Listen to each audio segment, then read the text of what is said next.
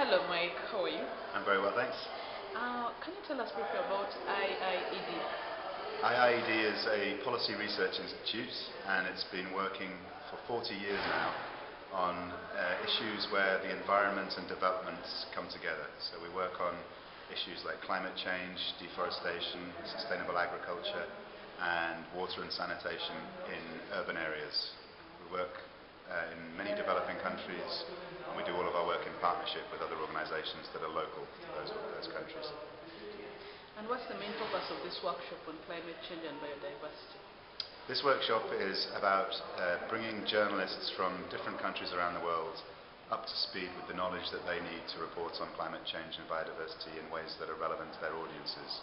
So it's a mix of some technical information, some information on journalism skills, how to deal with difficult interviews, difficult subjects, and also some practical experience that we're going to do in the final session. And how can journalists benefit from this, either from IIED or this particular workshop? Well, I think what this workshop is going to show to journalists is that there are many, many stories outside for them to tell in the real world, and that these stories that many people have thought too much to be environment stories are actually stories about money, about politics, about people's health, about people's livelihoods. So they're things that are really interesting to most people in the real world, and there's many rich stories that journalists can be telling. Oh, yes. The last question is, very many journalists say that issues on agriculture, climate change are so boring, and they tend to report on politics, scandals, and issues related to that. How can you help journalists get specialization in reporting on climate change, biodiversity, or agriculture, and make the stories interesting to the public?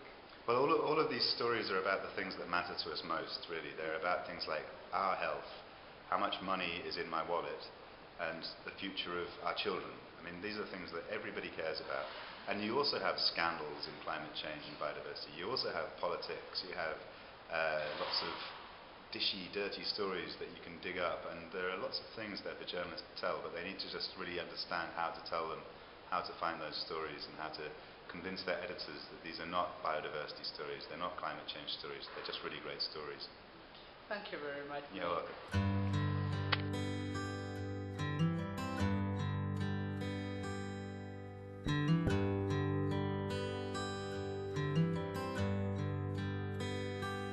I put too many miles on the soles of my shoes, running from